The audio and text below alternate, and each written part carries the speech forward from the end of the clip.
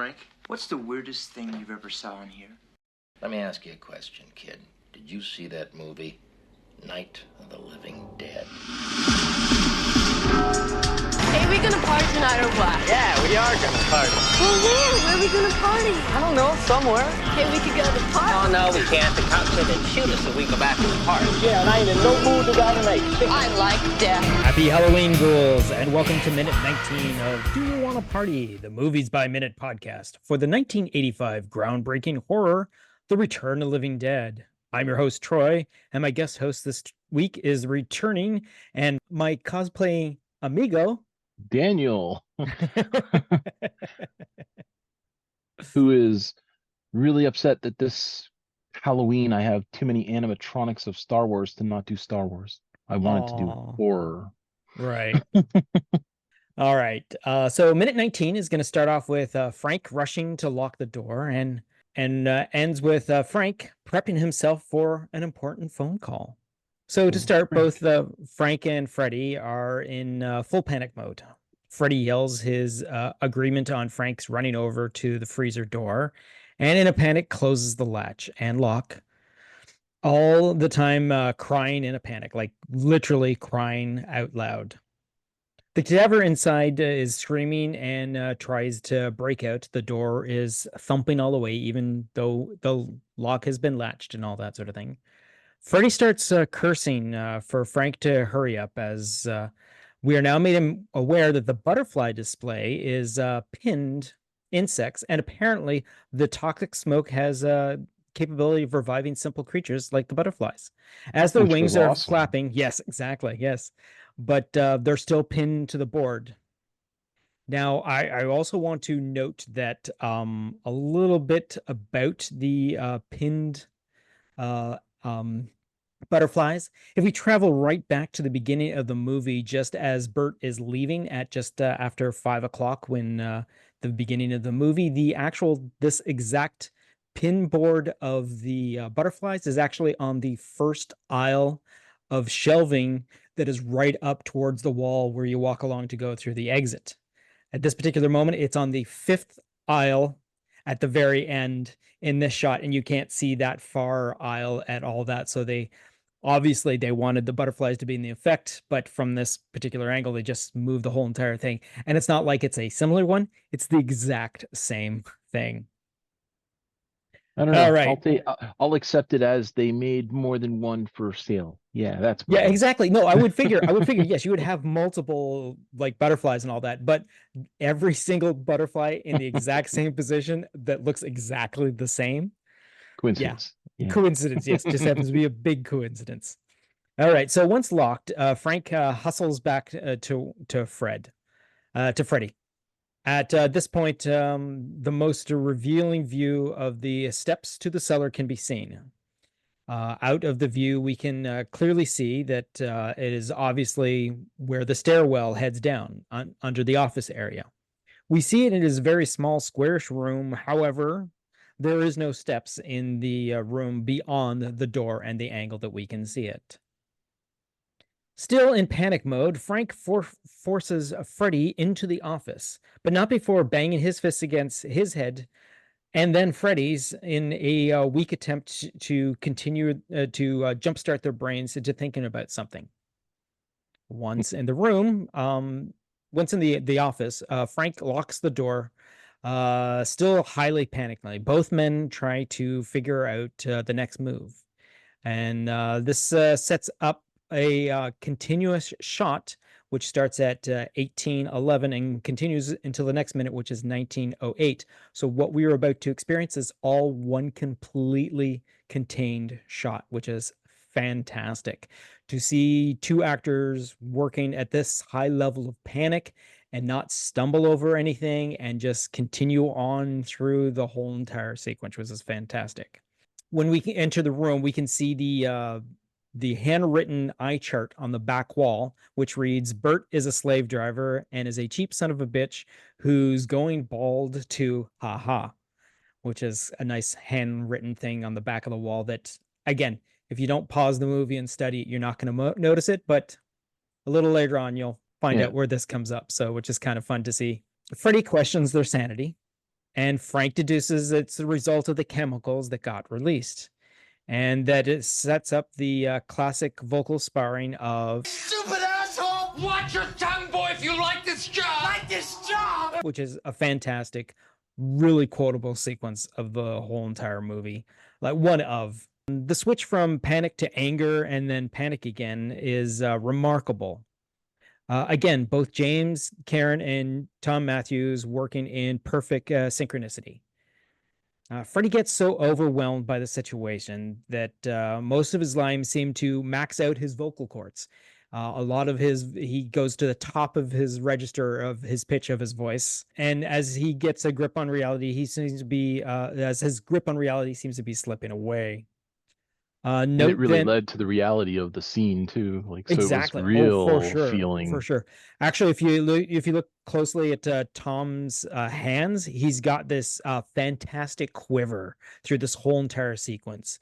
With him, as especially his right hand is shaking throughout this portion as they try to figure out what to do. So I don't know if it's supposed to be some sort of effect that the chemicals has or some sort of twitch that Freddy has himself and all that. It just looks so good, and it looks so like not conscious, which is kind of neat. So Frank shuts down every suggestion that Freddy makes, calling the police. No, you don't want the police here. You call the number on the thing. It's not the army. You don't want them in here.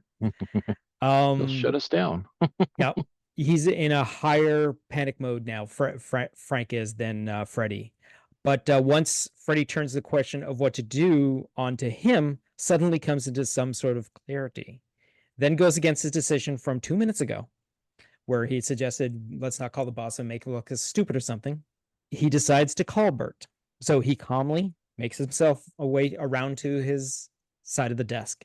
He sits, dials Bert's phone number, and then as the call connects, he tries pulling himself together, sips some coffee, straightens his hair and shirt, and all the time Freddy stares at him like trying to figure out like what he's actually going to do as his next step, just as we're on about the edge of disbelief. Yes, on the edge of disbelief. Yes, exactly. And that's where our minute ends. So over on the commentary track with director and writer Dan O'Bannon and production designer William Stout points out that the butterflies were cut out of a book of butterflies. He folded them slightly to stand out and pinned them to the board, then used a sheet of cardboard that he waved to make the wings flutter. While Dan O'Bannon mentions how movies would do that effect now, it would be as costly as the entire movie at the time. Probably. Yeah. William Stout points out that the eye chart, which Dan O'Bannon circles around to mention that how people have told him about them seeing it. And he goes on to point out that it's a Mad Magazine way of populating a scene. How they would pack so much detail into every frame. It's not something you zoom in and point out. You just have to see it there for the audience to discover on their own. So yeah, it's Disney's kind of taken that to heart in a way, especially the animation, that one group. But they attach all their movies together with certain pieces and scenes that is just. exactly, I wish more companies would do those Easter eggs so much. Mm-hmm. Because those things are the things I enjoy about a movie a lot of times, is being able to look in them and see, oh, shite. Exactly. Especially second, third viewings, you start Exactly, seeing all yeah, the yeah. details. Well, and when you're breaking down a movie like this into 1 minute increments that you watch over and over and over again, you definitely see a lot of stuff. Like at the very beginning, in the first couple of episodes that I was doing solo, I was breaking down all those signs on that one wall outside of the office, pointing at, I even was able to break down all the delivery schedule and all that sort of thing from whatnot. Yeah. It was, yeah. And again, there is a lot more detail into every single thing. I mean, I'm skipping stuff because it's so like jam-packed, like Dan O'Bannon was saying. It's like just every frame has got so much stuff in it. And stuff like that eye chart, which you wouldn't pay attention to it just watching it for the first time in the theater. But like he said, people have come back to him and said, hey, I saw that sign you hung up there and all that, which is kind of neat. I guess gratifying for a filmmaker to know that people are actually paying attention to those tiny little details. Oh, I bet it is gratifying. Just seeing them sometimes makes you feel kind of cool. That's where websites like the Easter eggs websites and stuff build up and whatnot. Yes, exactly. Yeah. It's like how excited we get when we see a cameraman in a mirror. I know. Some people hate it when we point that sort of shit out too. It's like, Oh, people hate watching movies with me a lot of times because I see yeah. the weirdest things and I'll make comments as the movie's playing. Mm-hmm. Yeah. Or like today's viewing of some TV show I was watching with the wife. I kept cringing because of the poor editing.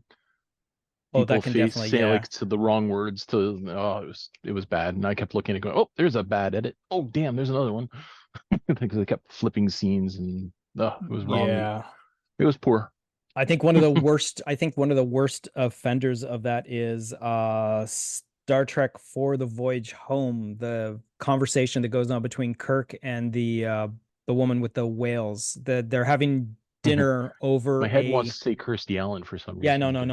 no. They're having dinner over pizza sort of thing, and they're drinking beer out of glasses, and the candle between them, obviously they shot all of one actor's angles first and then shot all the other actors back, and then they kept cutting back and forth. So the Yeah. candles, which they never reset, kept going up and down and up and down and up and down, as well as the foam in the beers kept going up and down and up and down and up and down. Those are hilarious. It's like the Yeah. jackets. I watched I wish I was better at remembering names of movies, but I watched one where the jacket on the woman, she was wearing a jacket, a specific kind of jacket, and it was over the shoulder on her, over the shoulder on her. Yeah. Behind her, it was over the shoulder. In front, she was wearing it, and I thought Yeah. that was just. Yeah. I was laughing, and Julie was like, "What's wrong?" And I'm like, "You can't see it." All right. So according to the script, which is a story and screenplay by Dan O'Bannon, we are working off the revised October 1983 version, and this is based on the story and screenplay by John Russo, Rudy Rickey, and Russell Steiner. So what I've taken to do with our previous episode, and I'm hoping Dan will join me here because I believe he has agreed to do along. What we're going to do is because we're currently in a two-person sequence, we're just going to actually read off the lines of the actors back and forth to each other, and I'll read out also the stage direction and whatnot, but we'll see how it compares to what we actually have in the final picture. I believe that Dan had decided he wanted to do Freddy. Yeah, less talking. Yeah. All Are we right. starting? Yeah, we'll start. Okay, so All right. we're going to start on the lock the door. Frank dashes to the locker door and snaps the big padlock into the clasp, and he backs away. Frank continues, running his hand through his hair. We got to do something. Think. He grabs Freddy and drags him away from the locker into their office. Interior, Frank and Bert's office night. He closes the door. The screaming and pounding drops a few decibels. Frank and Freddy look dazed. Outside, there is another rumbling of thunder and a flicker of lightning. Are we going crazy? No, it's that shit from the tank. The goddamn chemicals all over everything, and it's bringing all the dead things back to life. You stupid shit. Shut up. We've got to call the police. No, police. Do you know what they would do to the company and to my reputation? Then what about the telephone number on the side of the tank where it said you can call in case of emergency? If we call that, we get the army. Do you want the army all over this place? Then what are you going to do? I'll call the boss. Frank picks up the phone and dials. It rings once. And in this version of the script, we have the voiceover of obviously Bert's voice saying hello. And that's where we end this particular scene. Now, sounds so much faster that way. Exactly. Well, see, that's the other thing. If you notice, the whole entire the sequence, the back and forth of Stupid asshole! Watch your tongue, boy, if you like this job! Like this job! Not in this version of the script. Which looks to be, and again, I've mentioned it before, it helps having the actual director being the writer of the story. And the fact that this is one continuous shot, it looks like it's probably something that they either did the moment of or thought, hey, could we throw an extra line in here? Or the day of, they decided, hey, just say this as well, sort of thing. So again, don't have the explanation of why it came out the way it did. It's just that according to the script version we have, that famous banter between the two of them just does not exist. The work print comparison, which is a full version of what all the footage that they shot, and then it eventually got edited down to the final version of what we have. This particular minute that we are dealing with is pretty much exactly what it is in the final film as it is in the work print. However, the only difference is while we are currently in minute 18, the work print goes from a 20:31 to 21:31 minutes. So the full minute is the exact same minute, and it's one of the first times that I've run into this so far. So that's all we got for the work print. Now, that brings us to the end of talking about this particular episode. Continue Well, I to just talk. rewatched the scene, and that scene with the butterflies was pretty sweet to watch again because it does not look like cutouts until you know they're cutouts, and then all of a sudden you're looking at it a little more, and you're going, They are it kind of is flat, just aren't they? Yeah, they are kind of cutouts. two-dimensional. Yeah, no, again, it's a perfect, again, it's something that you're not paying attention. It's something and it's also not quite in focus either.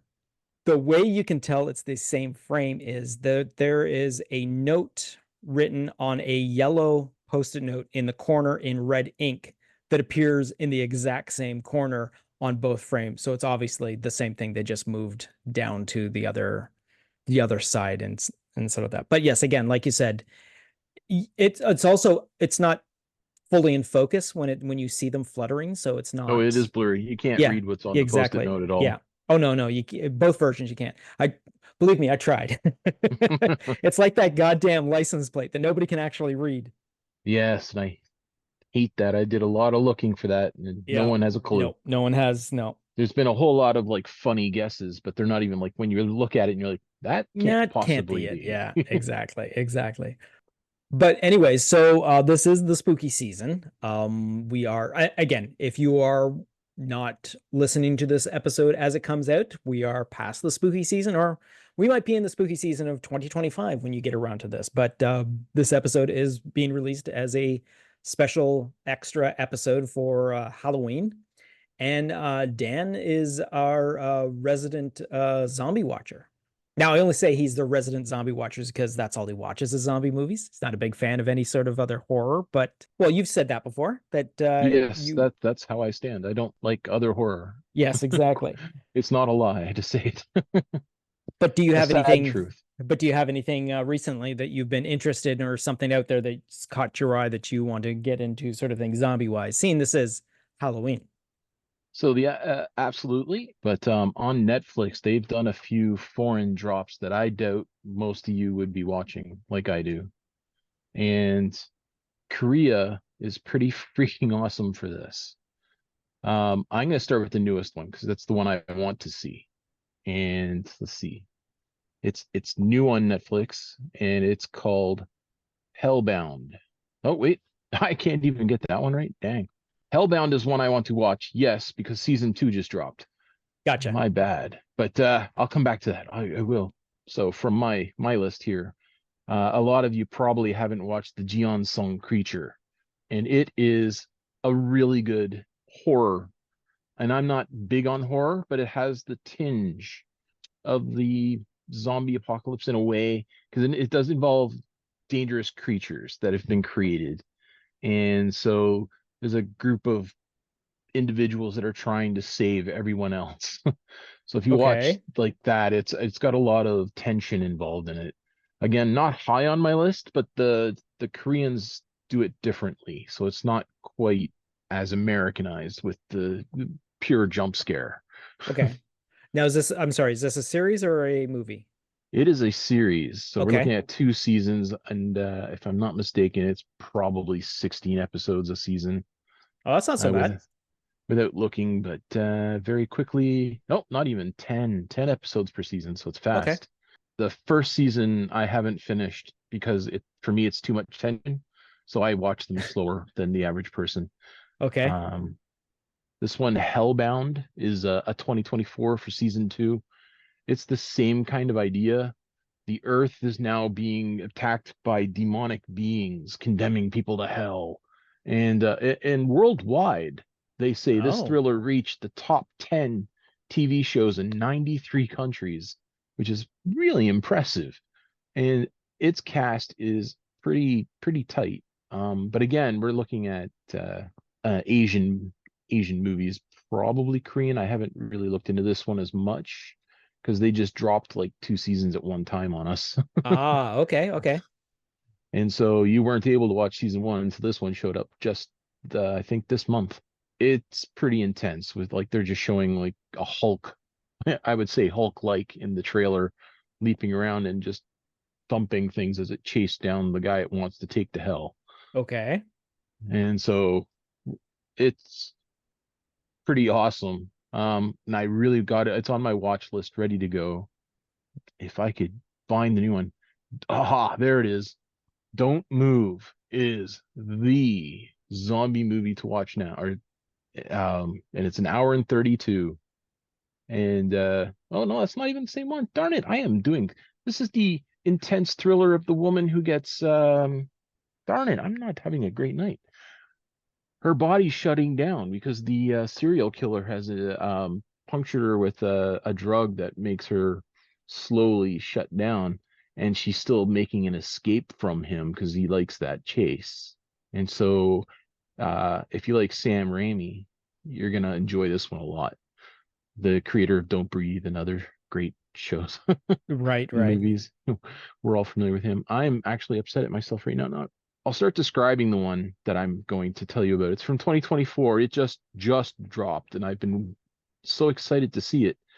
It has the a family trying to survive in a post-apocalyptic zombie apocalypse, and so they're just trying to get to a certain location as per all zombie flicks. But these are pretty fast, intelligent zombies, so they're not your typical, Okay.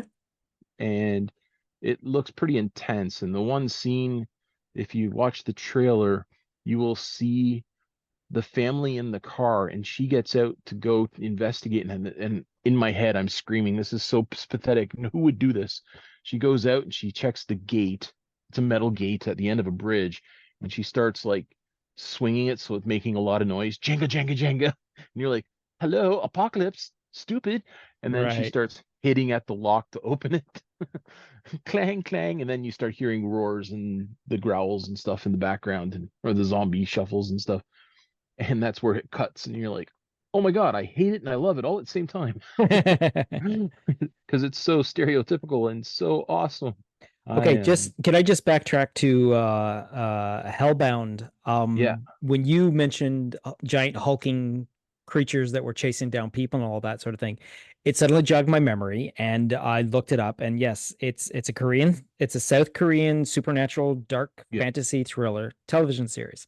Now, one of the cool things about this is the first season of Hellbound was first premiered at the 2021 Toronto International Film Festival in the primetime programming of television series on September 9th, 2021. And it became the first Korean drama to make it into the festival. It was then released on Netflix on November 19th, 2021, and became the world's most watched Netflix series the next day, surpassing Squid Game, released 2 months prior in Singapore. Ah, yes. So yes, I do remember seeing trailers for this series for Hellbound. Yes. As soon as you said hulking characters, I'm like, wait, there's something. Yeah, the opening thing, you're running along a pack with these things chasing down people or something like Yes, that. And that's what they're yes, doing. Is yes, that's how it is, how it yes. starts. Okay, good, good, good. I know what you're talking. I know. Hey, I know what you're talking about now. That's one that I don't know if everyone's into these things, but go watch. It has the power. I've put it off because it's not in my league usually, hmm but it is Yeah, it's when not I very run out of something, zombie-esque. it's on Yeah. my I want to see. I have if anyone didn't hear me before, I watch a lot of Asian everything. Like I would say the greatest horror of all time is The Eye. Why I watched that, I'll never know, but it sticks with you forever because the guy has an eye implanted of a criminal. Right, that one. And Yes. Okay. yes, and it stayed with me. It was horrible. I don't know why I sat through that. Unfortunately for me, I have this problem of once I start, I have a hard time not finishing something. Have you seen anything recently, Troy? I've watched stuff that I've watched before over and over again over the past little while. I actually watched An American Werewolf from London again because Oh well yes, it's that time of the year, so I had to sit down and watch An American Werewolf from London again, and it's a true classic for yeah, sure. I for have sure, seen for that sure. one. Yeah. Werewolves aren't horrible as most of them. I will mention, if you like anime, the Zom 100 is awesome. But Right. before you watch the anime Zom 100, you want to watch the live action one so you're not going to be destroyed for it. Because if you watch any anime before live action, you go, oh, the live action was terrible. But the live action was awesome. Like, I'm dedicated. I'm like, that went down my list. So the Zom 100 involves a young man who has a horrible, horrible life. And that's how it starts. He's just in the dredge of working every day. Oh, the horror. Is this another series as well? This is a zombie apocalyptic end for the world, and the world is not doing well. Right. And This is the so it bucket opens list of the up. death. This is how it opens. I've watched this one twice, and he's in the down and outs. And he's just life sucks. And then the next thing you know, he wakes up and he's going to work, ignoring everything around him. And the zombie apocalypse has started, and everything's going down. And the girl, like, oh, it was just, you gotta watch it for the intense moments and for the zombie reveals and how fast these zombies are. These are not slow zombies. And as you go on further, I know in the anime, the more unbelievable zombies become, of course. But like, this will be the first time you really get to experience the shark zombie at Oh, its finest. okay. And the shark zombie in the live action was pretty awesome. And I don't want to spoil it by telling you anything more about this shark zombie other than it's a shark zombie. He basically has created, and this is where the Zom 100 fits in. He's loving life. He's experiencing life like he never has before because he's been in the dredge of life forever. And now he doesn't have to work. He gets to enjoy life, do what he wants. So he's out there getting beer, living on the rooftop, safe and just watching the world around him down below, just drinking beer, watching, playing games, having a great time. There are Okay. interactions that happen that are just, what? And then, just they're glorious to me. The And ma- he the creates a bucket list of things he wants to do, 100 things he wants to do before he dies. Okay. So he knows he's going to be changed. He just wants to get Right. these done before he's done. At which Okay. point he even plans just to let it happen because he's done everything and he's happy to do it. He's got a very happy-go-lucky attitude as he's biking down the road. La la la la la. He meets people that join his crew that are just outlandish characters that like. So Zom 100 is both the live action movie, which is like 2 hours Well, long, yeah, and the anime, which is seasons. yeah, seasons long, is also on Netflix, But correct? they're planning on doing more. Yeah, it's definitely on Netflix, and they're planning on doing another season of the live one. Oh, At really? least that's the last I Spoiler heard. alert. Spoiler alert. Now you saw and enjoyed the movie, right? Immensely. Like the Okay, movie that's good. was grand. Okay, good, good, It good. it it took my breath away with how I find Asian things more shocking than I do North American things Okay. because they'll do things that wouldn't cross my mind. Oh, I see. Okay. And when they do it, I just go, that was genius. It's just something I wish we thought of, like I found it. It's called Outside. That Outside. is the name of the one I was trying to say. The family fighting for survival. Okay, now this is the zombie one that is, Yes, this is an intense zombie thriller. So during the zombie apocalypse, a family fights for survival. and it's called Outside. It is super worth it from the look of it. 2024 Director Carlo Ledesma. Ledesma. There we go. Yep, I see. It is awesome. Oh, from the looks of it, it looks like it actually starts already in the apocalypse itself. Yeah. Cool, cool, cool. All right. If you can see the trailer like I can, she's walking up and shaking the gate. Shake, shake, shake. Oh, darn it. How do I move this blockade? Again, another Netflix I better movie. use So this machete and cut my way through. that's never a good Clang, thing. clang. It hurts. It just hurts my soul, but I love it because it's so bad. All right, so you got any more zombie flicks or movie or shows you want to point out, or yeah? Of interest, I used to play this game at work. Wolfenstein. Yes, Yeah, they've made a movie, live action I don't doubt that. on Netflix. Just dropped Family Pack, hour and a half. Family Pack is the name, Wait, and the Wolfenstein movie is called Family Pack? not Wolfenstein. Let me get this right. Maybe it is Wolfenstein. I'm not sure. It's the Wolfenstein is the one where you go through the German oh like no, not the Wolfenstein. That's the video game stuff. yeah, Yeah. No, no, no. This one's the card game where you try and guess who the wolves are. Werewolf by Night. That sounds right. Yeah. Yeah, see, I have a Yes, horrible memory. I just know how to play it and right. but Yeah, yeah, yeah, Werewolf that by Night. they made a movie Okay, that makes and sense. That makes sense. I mean, a werewolf storyline plays up with that. You don't know who the werewolf is out of the group, differently and than you think though. you know, and you said it was just dropped on Netflix? Just modern day family transported back to the Middle Ages, complete with special powers and real life werewolves.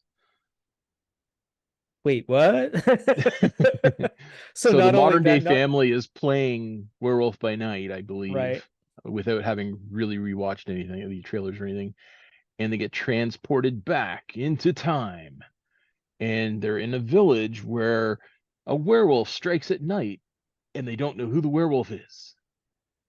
And you'll never guess all the different characters that they're going to encounter. Okay, so the game is called Werewolf by Night, but so The, is the the movie's called Family Pack. because you know why? Because the MCU character is Werewolf by Night as well. That so okay, got it, got it. So it's called Family Pack. Yeah. And it looks pretty awesome. A French movie based on a card game, And a Werewolf by really Night. simple card game. And you're like, this would be like, oh, I'm trying to remember the movie with the boats. Oh, the Navy one where the Battleship? battleship. Yeah, you were wondering how the hell can they make a movie out of battleship? Aliens. Because it was just so. That was such a bad movie. Oh my God. Battleship was definitely I think that was that out when I was working at the movie theater? That It was must a have, because long I think time that's the ago. only way I would have seen that movie if I didn't have to pay for it. All right, You so want? those are some Yeah. pretty good recommendations there, Mr. Daniel. And so we're just gonna Zom bring what was that? Zom 100 is definitely Zom 100. Yeah, you know the what? I might just look that up as soon as we get off here and all that, because it definitely looks about short movie, easy watch, very fun. I just thought the it was brilliant. according to IMDb, it's a 2-hour movie. Yeah, short movie. Oh, I see. Okay. All right. That's only 120 minutes, right? Yeah. 128. But then Oh, again, whatever you take for credits and all that sort of thing. this is So that so- being said, we're going to wrap up this particular Yep. minute of the podcast. And I want to thank you, Dan, for joining me for yet again. I want to wish everyone a happy Halloween. Whereas, obviously, if you're not listening to this on Halloween, happy whatever day you are listening to this on. And I Enjoy want the to. fireworks on Halloween too, because it's Diwali. That is true. It is Diwali this year on Halloween as well. Yeah. So there you go. A little crisscross of sort of, I wouldn't say cultures, but celebrations, a crossing of celebrations, which nothing wrong with a little bit of fireworks on Halloween. Again, if this isn't Halloween when you listen to it, you've both missed trick-or-treating and the fireworks. So you should listen to it when the episodes come out. So once again, thank you, Dan, for joining me. I want to thank everyone for joining in and listening. If we're talking about anything that we either missed or messed up, or you have something to say, give us a shout at planetgeekpod@gmail.com. We'll continue the conversation offline, or maybe eventually roll it into an episode. And again, thank you to all the new people that are joining me on this journey. It's nice to see that the numbers are starting to increase, which is kind of cool.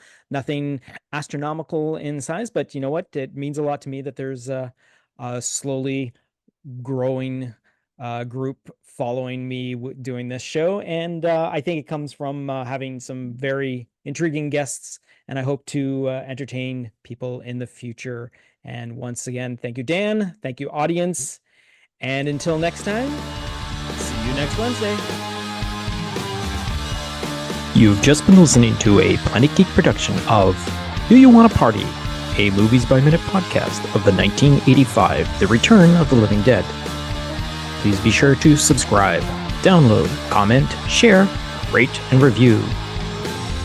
Be sure to follow us on our social media platforms: Facebook, YouTube, TikTok, Tumblr, or Letterboxd. Search for Planet Geek Productions. X, former Twitter, Instagram, and Blue Sky. Search for Planet Geek Pod. Or send us an email to planetgeekpod@gmail.com.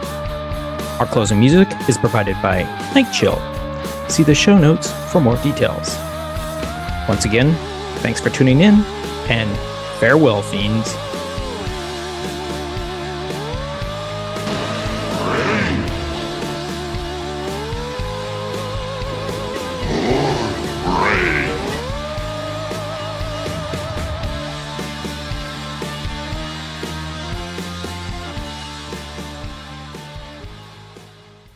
But at the start of the movie, when Bert leaves... Oh, I'm sorry. I'm reading my notes out of order. I'm going to do the work print part all over again. So the work print... Oh, another reason that you can tell it's the exact same frame that has moved. In the bottom corner, there is a yellow post-it note written in red. There's a note written in red on a yellow post. I gotta say this once again. You can do it. Have you seen anything recently, Troy?